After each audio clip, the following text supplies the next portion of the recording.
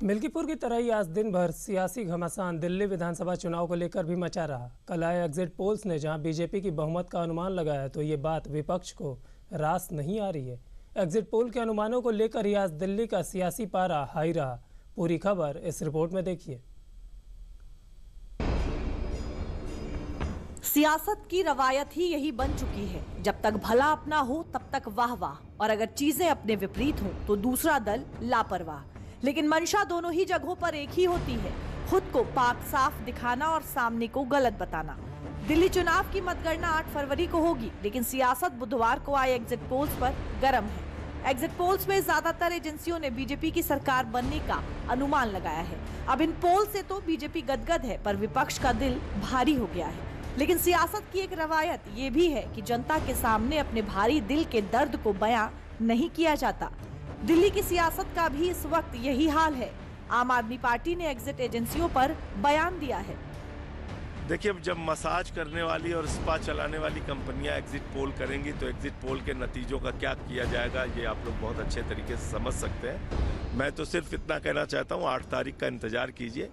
प्रचंड बहुमत के साथ आम आदमी पार्टी की सरकार बनेगी दिल्ली में। देखो, दर्द तो होता है, पीड़ा है, लोगों को थोड़ा दर्द समझ रहे हो। उनको लगा था कि लोग अजय हैं, और रावण को भी लगा था कि हम अजय हैं, है ना। ऐसा तो नहीं होता ना। तो ये झटका है, दर्द है, बड़ा जोर का झटका लगा है, और घमंड चकनाचूर होगा। एक उपचुनाव बुधवार को दिल्ली में वोटिंग खत्म होने के कुछ ही घंटों बाद एग्जिट पोल्स आने लगे थे, जिसमें से ज्यादातर एग्जिट पोल्स पे बीजेपी की सरकार बनने का अनुमान लगाया है।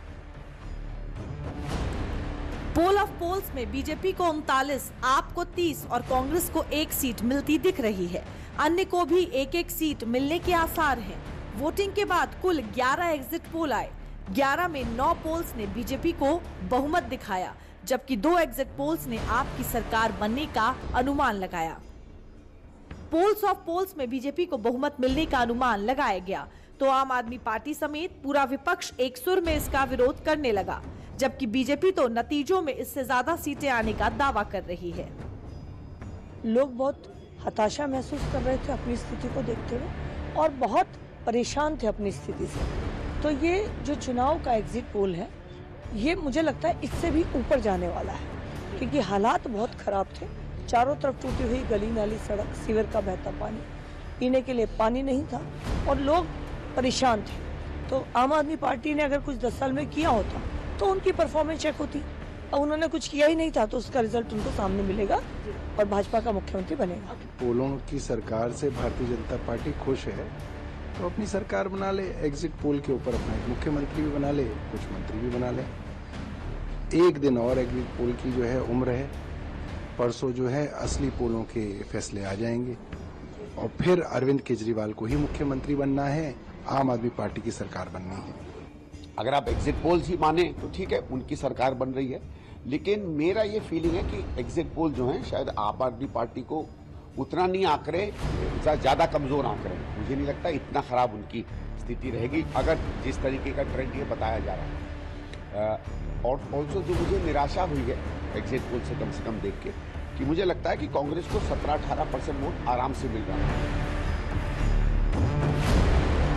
ये पूरी सियासत जिस पोल ऑफ पोल्स को लेकर शुरू हुई है, ये कई एग्जिट पोल्स को लेकर बने हैं। अब अलग अलग आए एग्जिट पोल्स का अनुमान भी आपको बताते हैं। एग्जिट पोल्स में पोल डायरी ने बीजेपी को 42 से 50 सीटें, आम आदमी पार्टी को 18 से 25 सीटें और कांग्रेस को 2 सीटें। पीपल्स इनसाइड ने बीजेपी को 40 से 44, आप को 25 से 29 और कांग्रेस को 2 सीटें।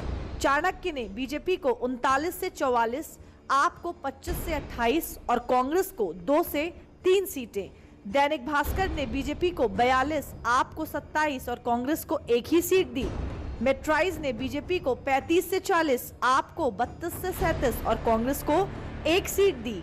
पी मार्क ने बीजेपी को 39 से 49, आप को 21 से 31 और कांग्रेस को 1 सीट दी। पीपल्स पल्स ने बीजेपी को सभी पोल्स में सबसे ज्यादा 51 से 60, आप को 10 से 19 और कांग्रेस को 1 भी सीट नहीं दी। जेवीसी ने बीजेपी को 39 से 45, आप को 22 से 31 और कांग्रेस को 2 सीटें मिलने तक का अनुमान लगाया है। एग्जिट पोल से चुनावी नतीजों की एक तस्वीर पता चलती है। हालांकि इनके एग्जैक्ट होने का कोई दावा नहीं होता है, क्योंकि एग्जिट पोल में एक सर्वे किया जाता है जिसमें वोटरों से कई सवाल किए जाते हैं। उनसे पूछा जाता है कि उन्होंने किसे वोट दिया।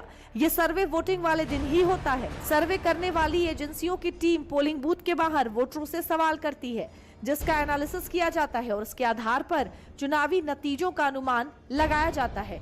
अब इन्हीं अनुमानों को लेकर ही दिल्ली की सियासत गर्म है। बीजेपी बस इन एग्जिट पोल्स को एग्जैक्ट पोल बता रही है, जबकि विपक्ष इसे अपने सिरे से नकार रही है। देखिए, एग्जिट पोल नहीं, ये वास्तविक पोल में भी यही परिणाम आएंगे और इससे ज्यादा परिणाम आएंगे। मंत्री नरेंद्र मोदी जी के नेतृत्व में दिल्ली के अंदर जनता ने ठान लिया कि जो केजरीवाल ने जो आपदा दिल्ली के अंदर लाई, दिल्ली को दुरावस्था का दौर ले जा करके जो खड़ा कर दिया, हर आदमी त्रस्त था। तो प्रधानमंत्री जी के नेतृत्व में दिल्ली के विकास को सुनिश्चित करने के लिए जनता ने मोदी जी को आशीर्वाद दिया है और हम ऐसा मानते हैं कि 8 तारीख को परिणाम जब आएंगे, ऐतिहासिक बहुमत की सरकार प्रधानमंत्री नरेंद्र मोदी जी के नेतृत्व में दिल्ली के अंदर बनेगी। चाहे 2013 हो, चाहे 2015 हो, चाहे 2020 हो, कभी भी आम आदमी पार्टी को लेकर एग्जिट पोल सही नहीं निकले। हर बार आम आदमी पार्टी ने प्रचंड बहुमत से सरकार बनाई and this time will be no different. Exit poll तो चाहे आप महाराष्ट्र के देख लें, चाहे हरियाणा के देख लें, चाहे लोकसभा के देख लें, सारे ही गलत निकले थे और ये भी निश्चित तौर से गलत निकलेगा। अरविंद केजरीवाल जी भी किसी को भी गलतफहमी ऐसी हो ही जाती है, चाहे कोई भी हो, क्योंकि अरविंद केजरीवाल 2 बार इसी प्रकार से लोगों को गुमराह करके और बहरूपिये का रूप अपना अदा करके कामयाबी दिल्ली में प्राप्त कर गए थे। अब लोग अरविंद केजरीवाल को समझ, अरविंद केजरीवाल उसी हवा में जी रहे हैं। अरविंद केजरीवाल ने लोकसभा के चुनाव में भी ये कहा था कि जो विधायक हैं इनके एंटी इनकम्बेंसी से ये घर बैठ जाए और लोकसभा के चुनाव में मेरे नाम से मैं चुनाव जीतूंगा, और वोट जेल के नाम से मांगे थे अरविंद केजरीवाल ने। तो क्या हुआ लोकसभा में? तो अरविंद केजरीवाल को लोकसभा के बयान याद दिलाने चाहिए। अरविंद केजरीवाल को नकार दिया है दिल्ली के लोगों ने। अगर ये एग्जिट पोल्स वाकई में एग्जैक्ट पोल्स बने तो दिल्ली की सत्ता में करीब 27 साल बाद बीजेपी लौटेगी। इससे पहले 1993 में बीजेपी दिल्ली की सत्ता में आई थी और तब से पार्टी को वापसी का इंतजार है। अब क्या ये इंतजार इस बार खत्म होने वाला है? ये तो 8 जनवरी को आने वाले नतीजे ही बताएंगे।